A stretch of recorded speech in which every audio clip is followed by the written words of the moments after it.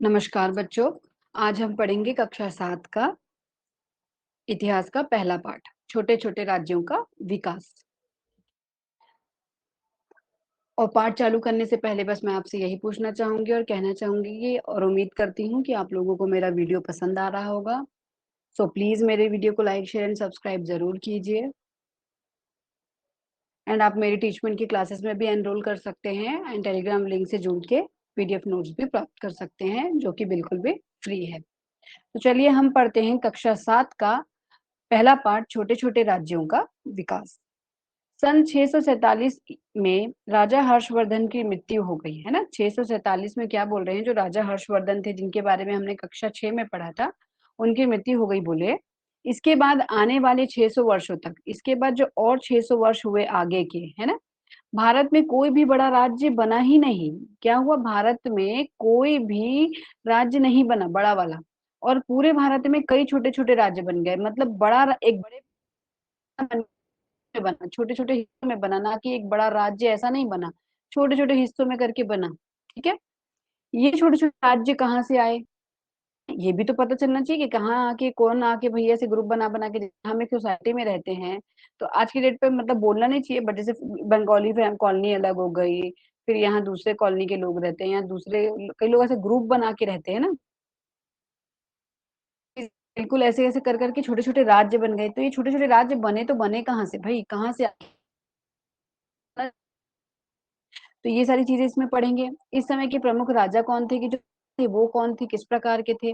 उनके शासन की व्यवस्था कैसी थी, किस तरह का शासन करना पसंद करते थे और ये सभी बातें हम इस पाठ में हम पढ़ेंगे, ठीक है? अब हम देखते हैं ये जो मानचित्र दिया हुआ है, सन 6 से 1200 ईस्वी के प्रमुख राजवंश के बारे में बोल रहा है। सन लेके 1200 ईस्वी तक 647 में तो उनकी मृत्यु हो गई किनकी? हर्षवर्धन की, उसके बाद के राज्य की बात करें 600 की बात कर रहे हैं ना, तो इसीलिए 650 से 1200 देखो यहाँ से चालू हुए। तरद, पर्वगुप्त, हिंदूशाही, कारमती, तोमर, प्रतिहार, राष्ट्रकूट, भोट्टर, गढ़वाल, कर्नाट, सोमवंशी, सेन, गंगा है, ऐसे कर करके कलचुरी, परमार, यादव, चालुक्य, चौहान ऐसे करके मतलब एक अनेक छोटे-छोटे राज्य बस गए। बड़े राज्य के तौर पे किसी को नहीं देखा गया, जैसे मगध था, ऐसे राज्य के तौर पे किसी को नहीं देखे गए, सब छोटे-छोटे हिस्सों में बँट गए, ठीक है? तो मानचित्र 1 को हम लोग ध्यान से देखेंगे, तो इस काल में कितने सारे छोटे-छोटे राजवंश बन गए, आप खुद ही देखिए 600 साल में कितने छोटे राज्य बन गए। में छत्तीसगढ़ क्षेत्र के राजवंशों को के क्षेत्रों को पहचानना भी है। के क्षेत्रों को भी ज़रा पहचानते हैं, तो चलिए हम देखते हैं हमारे छत्तीसगढ़ के बारे में, है ना? ये है हमारा छत्तीसगढ़, ये सोमवंशी छत्तीसगढ़ आया ना, यहाँ पे छत्तीसगढ़ आता है तो छिंदक नागवंश, वंश ये वाला हो गया, ये छिंदक नागवंश हो गया, है वंश हो गया, ये सारी चीज़ें कहाँ आती हैं? ये भी हमारे राज्यों में आती हैं, छत्तीसगढ़ में आती हैं, ठीक है? सन 600 अब नए राज्य और राजवंश कैसे बने? सन 600 के आसपास के पता चलता है कि इस समय भारत में बहुत से शक्तिशाली राजा हुए, है ना? 650 के प्राप्त जो शिलालेख होते हैं ना, जो पत्थरों पे लिखा रहता है और ताम्रपत्र जो तांबे के पत्तों पे लिखा रहता है, उससे क्या पता चलता है कि भारत में बहुत सारे शक्तिशाली राजा हुए, जिन्होंने अपने आस-पास के इलाकों को जीतकर अपने राज्य में मिला लिया था। उन्होंने क्या किया था? अपने आस-पास के इलाके को जीत लिया और मिला लिया, ठीक है? लेकिन बाद में इन राजाओं के उत्तराधिकारी उतने योग्य नहीं थे। अब उनका से उनके राज्यों के अधिकारी जो प्रांत प्रमुख थे या जो सेना प्रमुख थे, वो अपने इलाके में बहुत ज़्यादा आज़ादी से घूमने लगे और शासन करने लगे और धीरे-धीरे करके राजा को हटा-हटा के राजा की अधीनता मानने से इनकार करने लगे, ठीक है? उदाहरण के लिए उदाहरण लेते हैं तो पश्चिम भारत यानी कि हम इधर की बात कर इधर का एरिया में इधर का। तो वंश का शासन था, यहाँ पे कुछ वंश का शासन चल रहा था, ठीक है? वंश पहले चालुक्य राजाओं के कर्मचारी थे। राष्ट्रकूट थे वो चालुक्य राजवंश के कर्मचारी थे, ठीक है? परंतु 8वीं सदी में उन्होंने अपनी ताकत बढ़ाकर अपने आप को शासक के रूप में स्थापित कर लिया। लेकिन जब 8वीं सदी आई, तो उन्होंने क्या किया कि अपने आप को बोले कि हम ताकतवर वो चालुक्य का शासन माना, ठीक है? तो कभी-कभी ऐसा भी हुआ कि किसी शक्तिशाली योद्धा ने अपने साथियों के साथ कमज़ोर बस्तियों पर आक्रमण कर अपना अधिकार स्थापित कर लिया। अब कई लोग शक्तिशाली पावरफुल लोग हो गए, तो वो लोग क्या किए, चलो ग्रुप और गैंग बनाए और कमज़ोर लोग पे या कबीला ही करके के उन पे हमला और पूरा अधिकार कर लिया। आगे चलकर व्यापारियों और किसानों को बुलाकर वहाँ बसाया। अब आगे क्या किया उन्होंने, किसानों को बुलाया, व्यापारियों को बुलाया, सभी को बुलाया कि धीरे-धीरे करके और वहाँ पे बसाना चालू कर दिया, ठीक है? और खुद को वहाँ का राजा घोषित कर दिया। आ गए, फिर कुछ पंडितों को बुलाया, फिर कुछ किसानों को बुलाया, सबको बुला-बुला कर वहाँ बसाए और खुद को आपको बोल दिया कि भैया आज से तो मैं आपका राजा। उदाहरण राजस्थान जोधपुर के पास घटियाला, उदाहरण मतलब एग्ज़ाम्पल के तौर पे जोधपुर के पास जो से मिले एक शिलालेख यानी कि पत्थर पे लिखा से पता चलता है कि इस क्षेत्र में जो प्रतिहार वंश के शासन इसी प्रतिहार वंश के लोग थे, उन लोगों ने कैसे शासन चालू किया?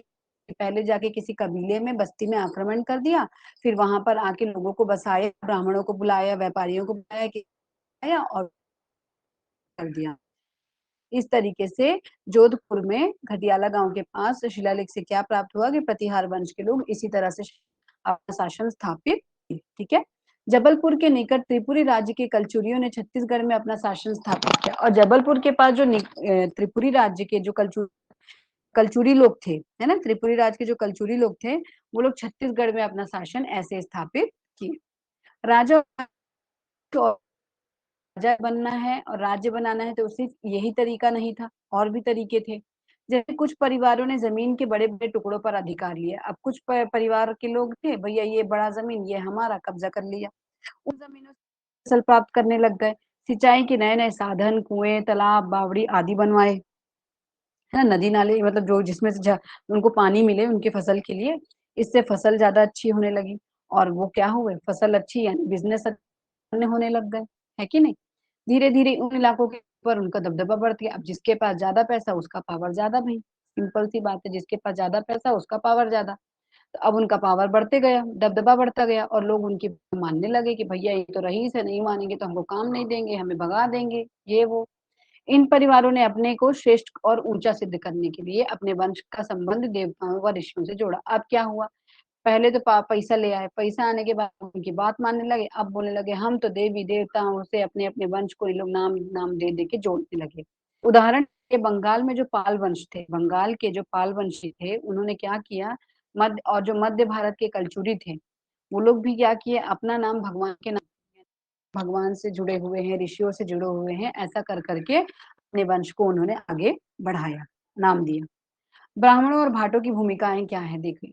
इन ताकतवर वर परिवारों को राजवंश के रूप में स्थापित करने और राज्य की व्यवस्था बनाने में ब्राह्मणों ने बड़ी सहायता की। अब इनको ताकतवर बनाना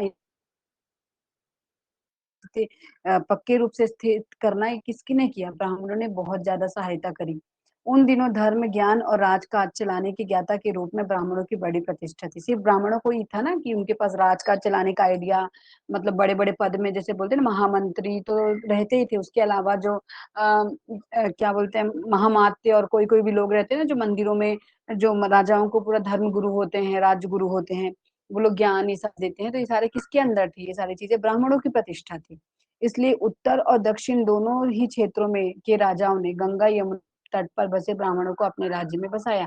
तो जो उत्तर के यानी कि जैसे कि हमारा भारत है ये, मैं अंदाज़े से बना रही हूँ, प्लीज़ डोंट जज, है ना? सपोज़ हमारा भारत ऐसा है अंदाज़े से, तो ये हो गया हमारा उत्तर साइड हो गया और ये हमारा दक्षिण का साइड हो गया, है ना? ये पूरब हो गया और ये वाला पश्चिम साइड हो गया। तो उत्तर और दक्षिण यानी कि यहाँ के जो राज्य थे, है ना? ऊपर और नीचे के, बीच के नहीं, ऊपर और नीचे के जो राजा थे, वो यहाँ पे गंगा यमुना नदी जो बह रही थी, वहाँ के जो तट थे, तट पे जो बसे हुए ब्राह्मण थे, उनको अपने राज्य में लाके बसाना चालू कर दिए। राजा ब्राह्मणों को कभी-कभी गाँव या फिर गाँव से प्राप्त होने वाला संपूर्ण देते थे। कभी क्या करते थे कि पूरा गाँव का गाँव दान में दे देते थे और या कभी गाँव से जो प्राप्त होता था पूरा लगान उसको दान में दे देते देशों को याद के लिए क्या करते थे अब ताम्रपत्र पर यानी कि तांबे के पत्ते पर क्या करते थे, अंकित करवाते थे। जैसे कि ये दिख रहा है ना आपको फोटो, तांबे के पत्ते पर अंकित करा देते थे। जैसे कि आपको ये पिक्चर दिख रही है ताम्र पत्र, बिल्कुल ऐसे खुलवा देते थे। ब्राह्मण राजाओं की वंशावली बनाते थे, और ब्राह्मण क्या कर वंशावली बनाते थे, एक के बाद एक के बाद एक, जिनमें उन्हें चंद्र, सूर्य या किसी महान ऋषि का वंशज बताया जाता था। ब्राह्मण ही बताते थे कि ये सूर्यवंश के राजा हैं, सूर्यवंशी राजा हैं, चंद्रवंशी राजा हैं, ऐसा बोलते हैं ना, तो ये वंशावली बताते थे, जिसमें उनको किसी न किसी ऋषि या भगवान का वंशज बताया जाता था। साथ ही समाज में राजा की श्रेष्ठता स्थापित करने के लिए ब्राह्मण उनसे राजसूय, अश्वमेध जैसे यज्ञ भी करवाते थे। अब क्या करते थे, अब आपको भैया समाज में राजा बनना है, तो श्रेष्ठ साबित करना है, तो या तो राजसूय यज्ञ कराओ, ब्राह्मण बोलते थे, या तो अश्वमेध यज्ञ कराओ, जिससे तुम ज्यादा मतलब शक्तिशाली दिखो और बड़े महान दिखो। छत्तीसगढ़ में कलचुरी शासक रत्नदेव, जो छत्तीसगढ़ के कलचुरी शासक थे रत्नदेव, उन्होंने क्या किया, रत्नदेव थे तृतीय, रत्नदेव तृतीय जो थे का एक ऐसा एक दान देने वाला ताम्रपत्र हमें प्राप्त हुआ है, ठीक है? उन्हीं का एक दान देने वाला ताम्रपत्र प्राप्त हुआ, जब किसी को तो अब उसको अंकित करा के लिख के देते थे ना, मुँह से किया तो दान देकर अंकित करा के देना कि भैया हम आपको ये दे रहे हैं, ठीक है? तो ये है रतनपुर के राजा रत्नदेव पत्र, जो शिलालेख जिसमें कि दिया है, ठीक है? क्या दिया है? दान दिया है, इस बात का उन्होंने उल्लेख किया है।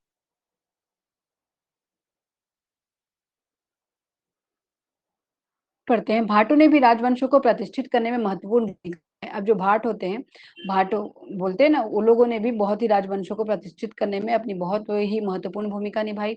इस युग में समूचे उत्तर भारत में, यानी कि मैंने आपको अभी मैप बना के दिखाया था कि सपोज़ ये हमारा इंडिया का मैप है, ऐसे सपोज़ मानना है आपको, ये जो समूचा राज्य है, ठीक होते उत्तर भारत में भाट परंपरा दिखाई देती है। यहाँ पे कौन-सी परंपरा होती है? भाट परंपरा दिखाई देती है। भाट दरबारी कवि होते, जो भाट क्या होते थे के कवि होते, सुने ना, जो स्थानीय भाषा में राजा व उसके राजाओं और पूर्वजों को प्रशंसा में गीत गाकर राजा और उसके वंश के प्रति लगी लोगों के मन में श्रद्धा जागृत कराते थे। गा-गा के कि तुम्हारे परदादा ऐसे थे, तो उनके बारे में गीत गाना गाकर राजा और उसके वंश के प्रति लोगों के मन में श्रद्धा और जो करता था, पाठ करते थे।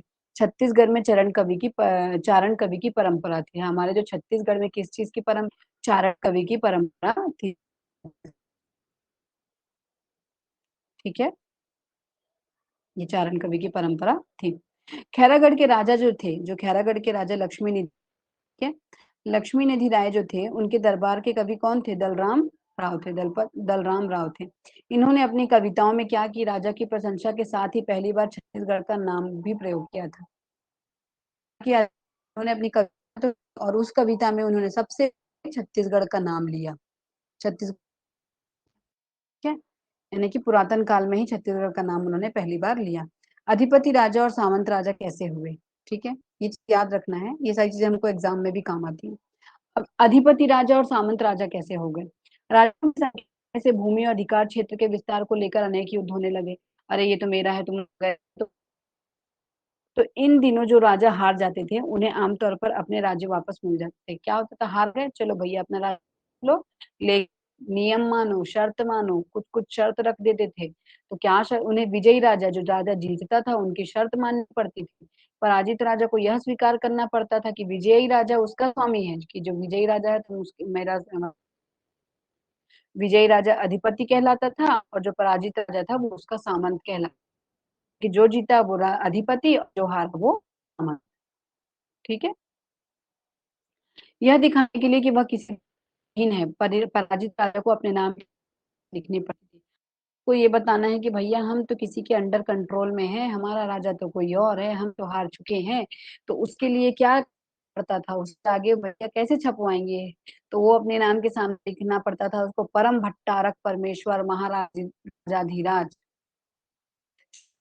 के चरणों में रहने वाले महासामंत श्री दीपाल, ऐसे करके उनको इतना बड़ा नाम लिखवाना पड़ता था कि ऐसे परम भट्टारक परमेश्वर महाराजाधिराज श्री भोजदेव के चरणों में रहने वाले महासामंत श्री क्षितिपाल, यानी कि देव चरण भोजदेव जी जीते और ये श्री क्षितिपाल हारे, तो ये महासामंत हो गए और ये महाराजाधिराज यानी अधिपति।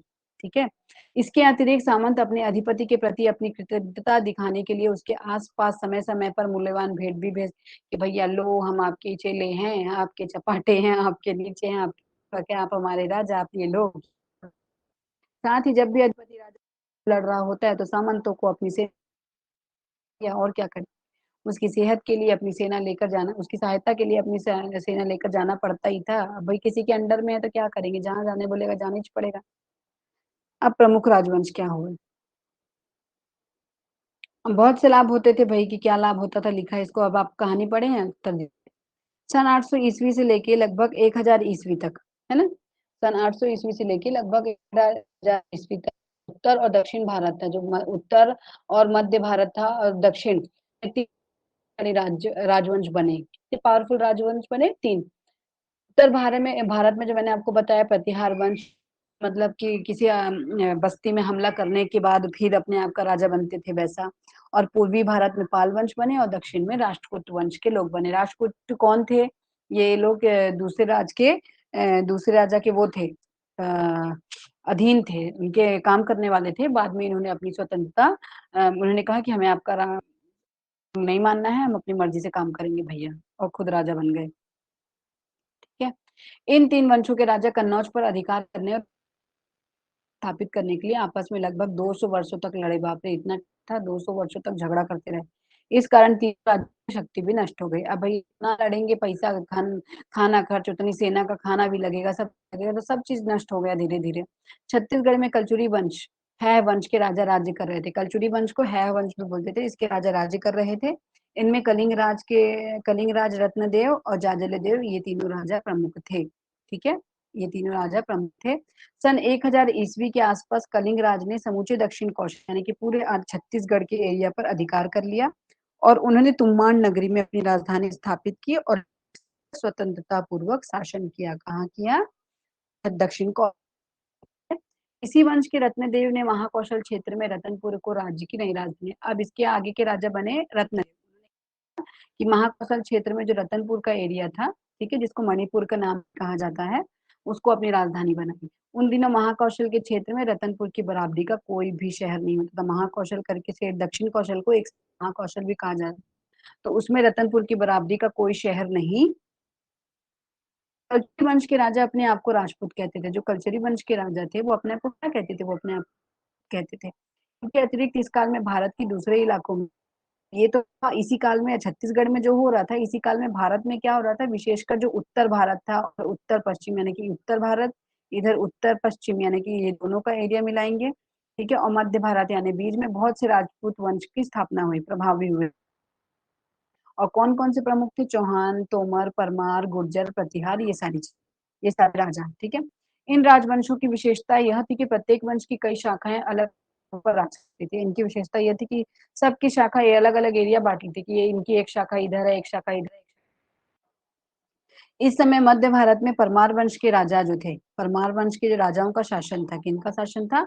मध्य भारत में परमार वंश के राजाओं का इस वंश के राजाओं में सबसे प्रसिद्ध राजा कौन थे? राजा भोज। भोज ने सन 1000 ईस्वी से 1035 तक शासन किया, ठीक है?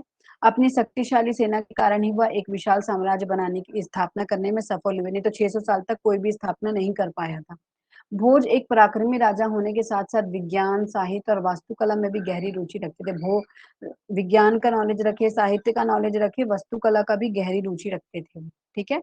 इस समय मध्य एशिया का एक शक्तिशाली हुआ जिसका नाम था महमूद गजनवी। क्या हुआ जो मध्य एशिया ये तो भारत है, भारत से जुड़ा इधर चीन, जापान सब ऐसे लाइन से जुड़ा जो उसमें सबसे शक्तिशाली शासक कौन हुए? नाम सुना होगा आप लोगों ने महमूद गज़नवी। उसने सन 1000 ईस्वी से 1025 1000 से लेके यानी कि 25 साल तक उसने कंटिन्यू उत्तर-पश्चिम भारत के राज्यों पर आक्रमण किया और धन लूटकर वापस चला जाता था, अपने राज्य वापस चला गया। उसके राज्य में एक बड़ा विद्वान था अल-बरूनी। कौन था? एक बहुत ही विद्वान व्यक्ति था जिसका नाम था अल-बरूनी। वह गणित, खगोल शास्त्र और अलग-अलग धर्मों का बहुत ही गहराई से अध्ययन करने वाला इंसान था अल-बरूनी और वो भारत आया था, इसीलिए है।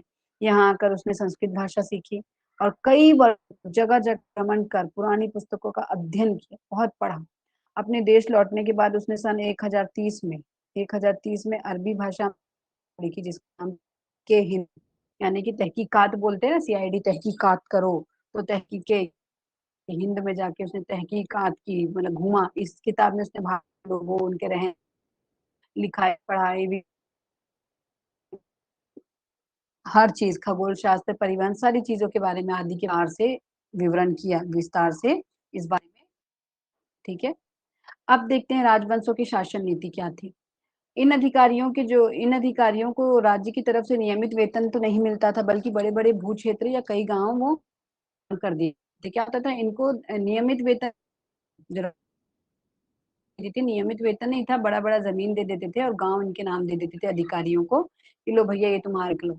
इन क्षेत्रों से इनके लोग लगान आदि वसूल कर लेते थे कि इस गांव से इतना बड़ा दे दिया, यहाँ जितने लोग आते सब उस अधिकारी को लगान देंगे। इस वक्त लगातार युद्धों के चलते रहने के कारण सेना पावर बढ़ गया, बहुत सेना इकट्ठी होने लगी। राजाओं की सेना बहुत बड़ी नहीं होती थी, वे अधिकारियों और सामंतों के पास अपनी सेनाएं होती थी। तो बड़े बड़े अधिकारी हैं, उनके पास सेना हो गई, सामंत या कि जो राजा किसी के अधीन होता था उसकी सेना हो गई, वो बड़े राजा जो अधिपति होता था उसकी सहायता करते थे। सेना में पैदल सैनिकों के अलावा हाथी और घोड़ों में का महत्व भी बढ़ तो होते थे। आप लोगों ने पिक्चरों में, टीवी में, रामायण में, महाभारत जो दिखाता है, विराट चौहान सीरियल पे आप देखे होंगे किस तरह से घोड़े और हाथी को भी व्यवस्था का आसान भी था। अब व्यवस्था करो, हाथी है तो पालना तो पड़ेगा भाई, खिलाना उतना पड़ेगा, घोड़ों का भी खर्चा, पैदल सैनिकों का खर्चा, हर चीज का खर्चा। आर्थिक रूप से स्वतंत्र होने और अलग सेना होने के कारण ये अधिकारी अक्सर अपने राजा की अवहेलना करते थे कि इतना आर्थिक दिक्कत है, ऐसा है, वैसा है, ये है, वो है, कुछ ना कुछ खोट। जैसे अपन लोग नौकरी करने के बाद भी चार गाली देते ही हैं, जहाँ की खाती है वहीं को ठोकते हैं, वैसा ही।